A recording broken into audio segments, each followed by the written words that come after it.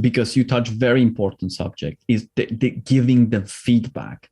Yeah. And there's so important how you do that. It's even an act and an art of giving feedback, because that depends, and sometimes maybe less aware person that you deal with, how they will take that message and how they will respond or react to the situation.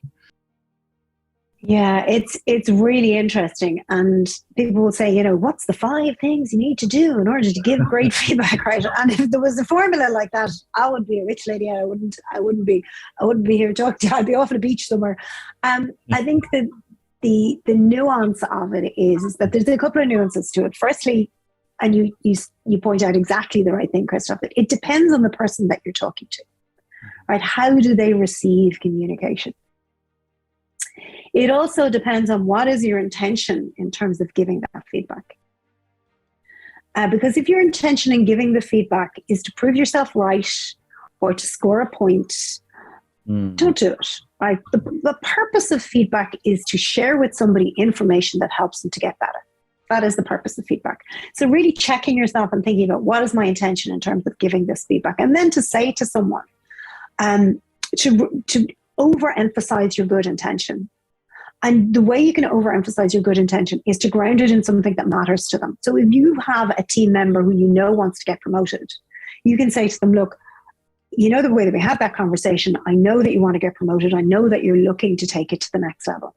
And do you remember we talked about some of the skills that we thought that you needed to work on in order to get you to that next level so we could get you to the promotion? And they're going, yes, right? So this is pacing and leading. This is neuro-linguistic program. But you're also saying to them, they're understanding now, okay, something's coming here, something's coming, they're waiting for the bus. And you're saying, okay, so the communication skills that we said that you needed to improve on, or the collaboration that we said you needed to improve on to get to the next level, I have some information that I think would be useful for you to get better at collaboration, something I observed. And I'm wondering if that would be okay to share that with you. Or would you like to know that? Because I would like to know if it was me. So you've taken the opportunity to kind of land it in something that matters to them. You're now asking their permission to say, would that be useful for you, do you think, to get better at collaboration? And they'll go, oh yeah, absolutely, I'd love to know. And this is where you now have to frame it for yourself. This is like, this is the best way to do it, but they are still going to be annoyed. Like, people want me to tell them how to give people feedback without upsetting the other person. But if you don't get them out of their comfort zone, then they're not going to change anything. So but you have created a safe environment, as safe as possible for them to actually get that message, Exactly. And so they say, yes, that would be useful. And then you can say, here's what I saw. Here's the data points that I saw. So we're in the meeting the other day. So-and-so asked you a question. You were very sharp in your return. They were immediately shut down. They said nothing else for the rest of the meeting. So when you're working with people and collaborating with people, can you see how that possibly didn't work well? So here's the data point. This was the impact of it. And then you can say, so what do you think might be a useful thing to have done instead?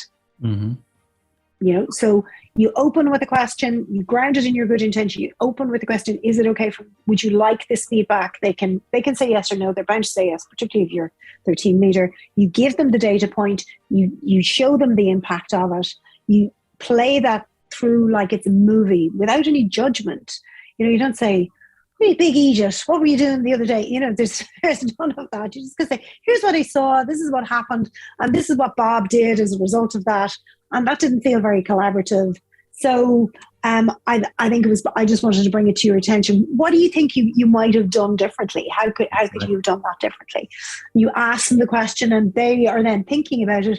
And then at that stage, they may very well say to you, what do you think I should have done? And now you're offering them advice as opposed to, do you know what you should do? Yeah. I know what you should do. Let me tell you what you should do.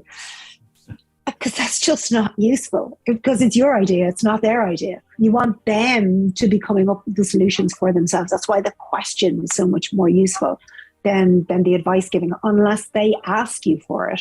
And then, that now you have permission to share your ideas with them. Feel free to join our LinkedIn group. Hopefully I will see you soon. Thank you.